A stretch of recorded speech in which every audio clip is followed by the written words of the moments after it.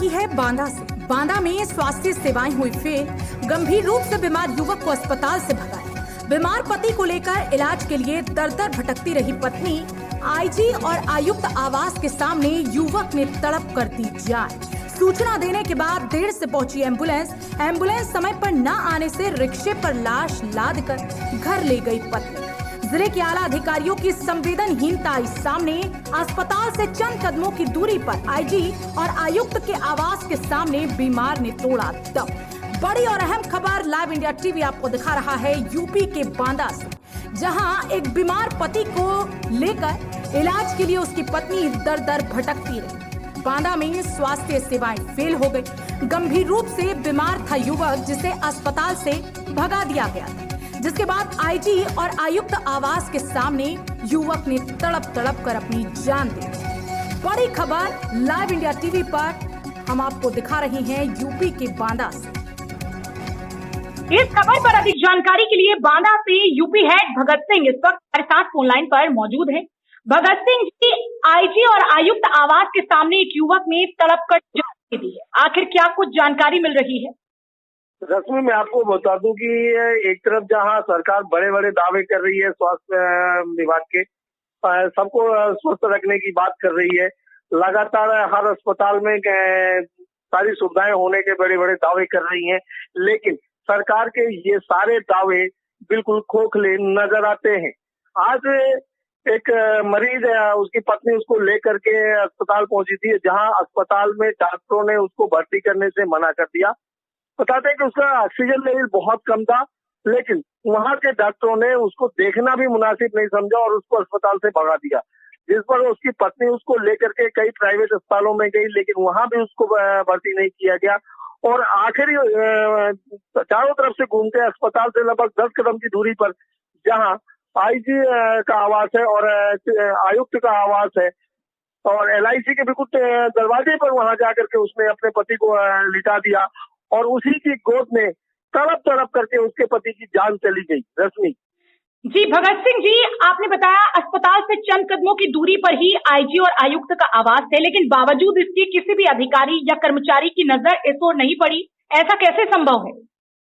वहां जब ये हालात गुजर रहे थे और तड़प रहा था, तो वहां के स्थानीय जो लोग हैं, अगल बगल सब्जी की जो फुटपाथ में दुकान लगाते हैं, चाय खोमचे की दुकान लगाते हैं, वो लोग दौड़ करके चौकी भी गए। चौकी मार्ग 50 मीटर में चौकी है और चौकी भी गए और चौकी से बुलाया चलाया, एम्बुलेंस को भी फोन किया गया और वो तड़पता रहा मरीज और उसकी पत्नी उसको वहीं पर रोती चिल्लाती रही, लेकिन वहां पर किसी ने भी उसकी मदद नहीं की और कोई भी अधिकारी वहां मौके पर नहीं आया।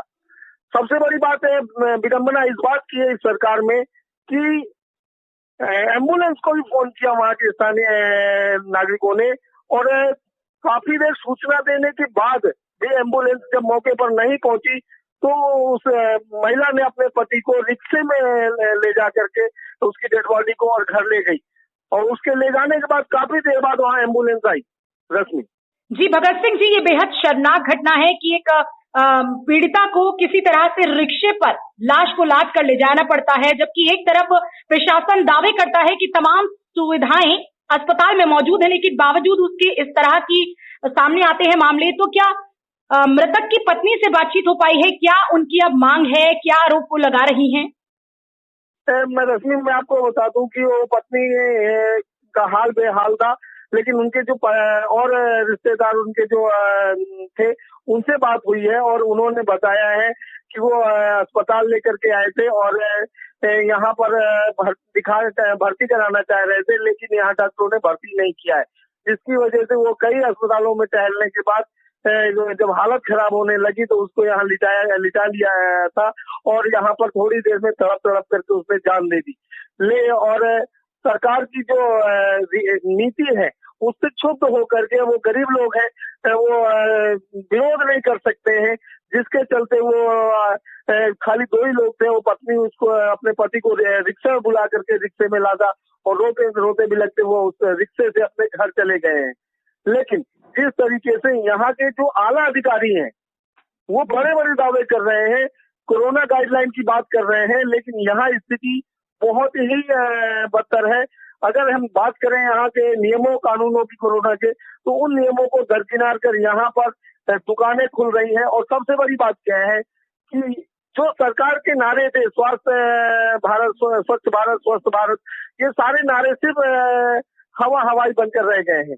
यहाँ की स्थिति को देखते हुए ये लगता है कि स्वस्थ मनुष्य किस तरीके से अपनी जिंदगी जी पाएगा। वहाँ एक तरफ महामारी फैली हुई है, दूसरी तरफ यहाँ के जो डॉक्टर हैं उनमें भी मानवता नाम की कोई चीज नहीं है। और खासकर सरकारी डॉक्टरों की स्थिति ये है कि वो अपनी जान बचा करके यहाँ ओपीडी को बंद करके वो अपने घरों में बैठे और घरों में मरीज देख रहे हैं महंगे से महंगे फीस लेकर के, और वहाँ भी इलाज के नाम पर वहीं से दवाएं दी जा रही हैं।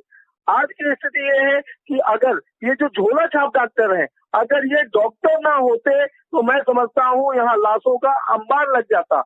और आज भी स्थिति ये है कि इन झोला छाप डॉक्टरों के भरोसे देश और प्रदेश की जो जनता है वो कम से कम बहुत कुछ हालातों में बची हुई है, क्योंकि सारे अस्पताल बंद है, सारे सरकारी अस्पताल बंद है, कहीं कोई भर्ती नहीं किए जा रहे हैं। ऐसे में यही झोला छाप डॉक्टर हैं जो लोगों की जिंदगी को बचाने का काम कर रहे हैं, लेकिन सरकार इस तरफ भी कोई ध्यान नहीं दे रही है।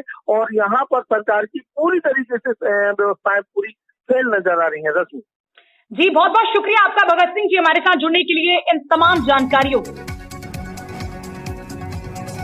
तो ये थे हमारे यूपी हेड भगत सिंह, जो बता रहे थे किस तरह से एक बीमार पति को लेकर पत्नी अस्पताल पहुंचती है, लेकिन उसे अस्पताल में भर्ती नहीं किया जाता है, अस्पताल से भगा दिया जाता है। जिसके बाद बीमार पति को लेकर ये पत्नी इलाज के लिए दर दर भटकती है, लेकिन कहीं भी भर्ती नहीं किया जाता, जबकि पति का लगातार ऑक्सीजन लेवल कम हो रहा था। और बावजूद इसके लास्ट में आईजी और आयुक्त आवास के सामने युवक ने तड़प कर जान दी। अब देखना यही होगा कि इन लापरवाह, चाहे वो स्वास्थ्य विभाग के कर्मचारी अधिकारी हो या किसी भी तरह की जो लापरवाही सामने आई है, ऐसे लोगों के खिलाफ आखिर क्या कार्रवाई की जाती है और कब तक की जाती है।